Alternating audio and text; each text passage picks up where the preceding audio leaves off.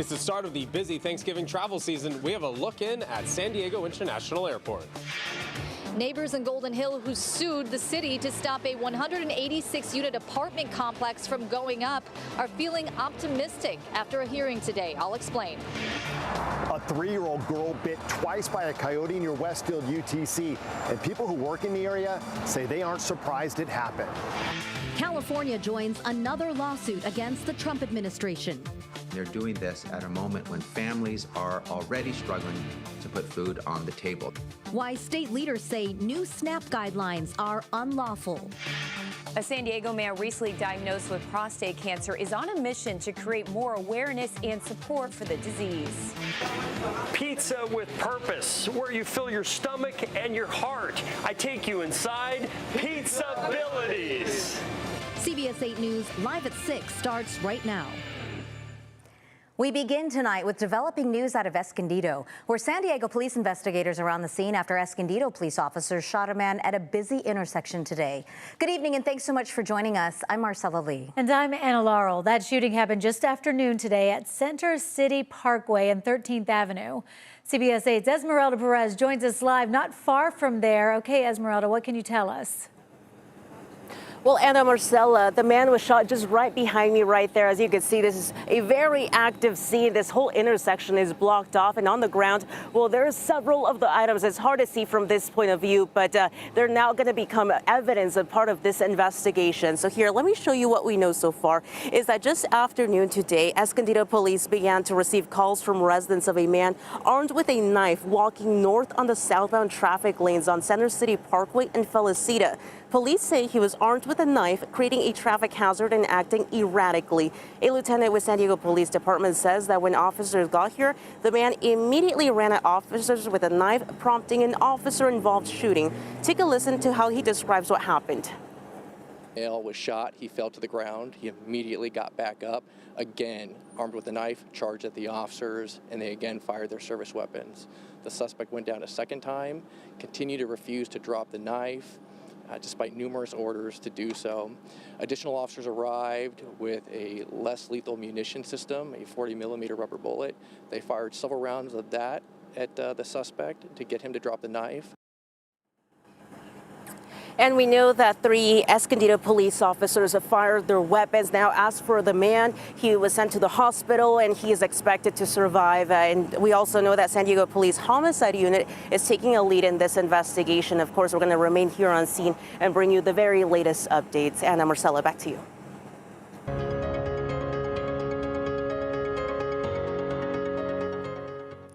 Right now, you're taking a live look at San Diego International Airport.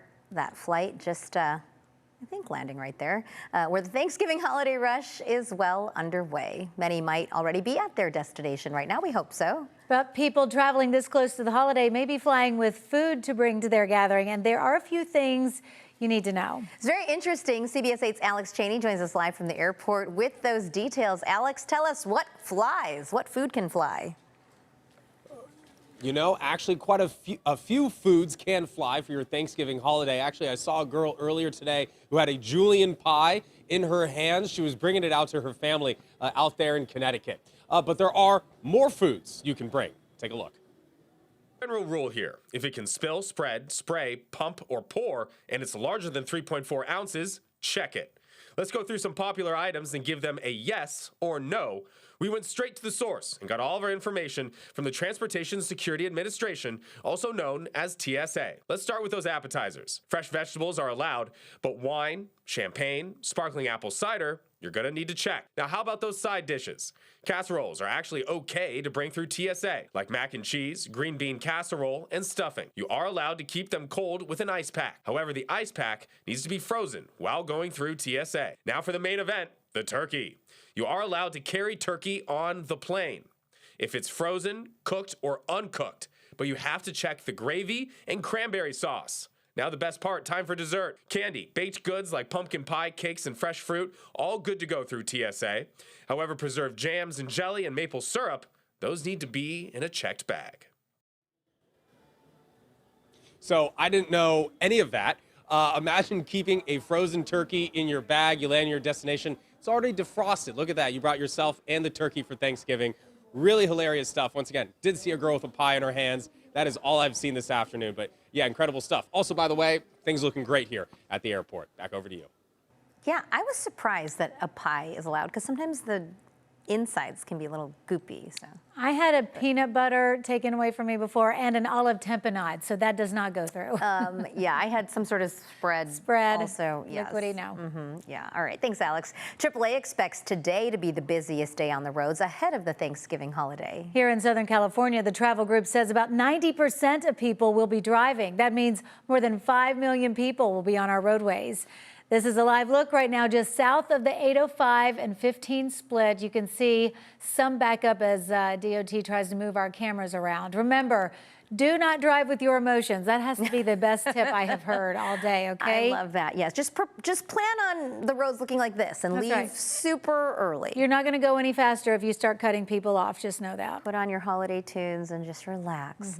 And if you are out on our roads, so is the CHP. Their maximum enforcement period just went into effect at 6 o'clock a few minutes ago.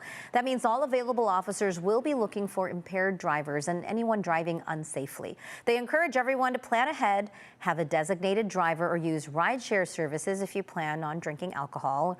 The increased enforcement runs through Sunday. The Boys and Girls Club of Northwest San Diego is spreading some holiday cheer where it is needed the most. The organization served up free Thanksgiving meals to first responders, local youth, and adults with disabilities at their Oceanside Clubhouse today. And they didn't stop there, as volunteers later delivered 30 meals to community members at the city's public library. It's all part of the organization's ongoing effort to fight food insecurity in North County all year long. It's everything. For a lot of the youth in Oceanside, it could be their only meal for the day. And so we take great pride in knowing that we're supporting something and really impacting, you know, the true food insecurity that is out there today. The club's Meet the Match fundraising campaign is also underway through the end of December, doubling every dollar donated to support meals and youth programs. Construction will remain on hold for now on an 8-story, 186-unit complex in Golden Hill while a lawsuit against the city makes its way through the court system. CBS 8's Kelly Hessedal was in the courtroom today as a key hearing unfolded. Well, the judge appeared sympathetic to the plaintiffs in this case, the neighbors there in Golden Hill. A lot of the discussion during this hearing today centered on this major public transit stop that may not be built for several years, if at all. Let's assume for the moment that the project is built, but these major transit stops are never built until 2035, if not beyond, if not never. What's the remedy of the residents of the community? We're all listening. Tell us, what are they to do? They aren't going to be able to persuade some judge to tell the building to come down. What are they supposed to do? This is the time to raise their objection from the court's perspective. And the judge was talking to the attorney representing the city of San Diego, who basically said, what about all the people who need this housing? What about them? And if you want to go down this road, she argued, developers are going to start pulling out of projects left and right. The city won't be able to meet housing goals, climate action goals. So here's a rendering of what this project would look like. 8 stories, 186 units, and the group that's suing, Preserve Greater Golden Hill, is firmly against it. Now, this project was approved under the Complete Communities program, which allows developers to build a higher number of units if the project is within a mile walking distance of a major transit stop. So we found out today construction on the building may be finished in 2027, but the transit stop may not be built until 2035. Our perspective, Your Honor, this is already the law.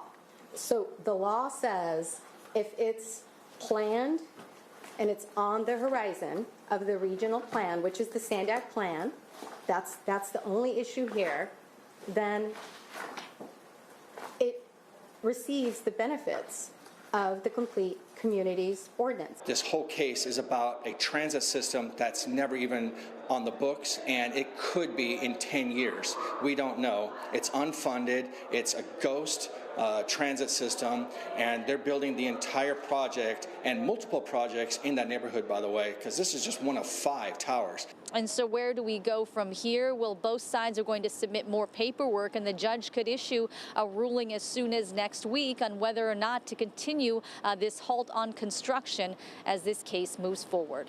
Kelly Hessedal, CBS 8.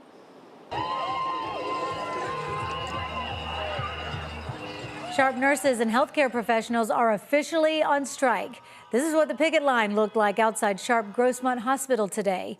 The 4-day strike was approved last month as nurses ask for higher wages, safer working conditions, and an updated sick policy.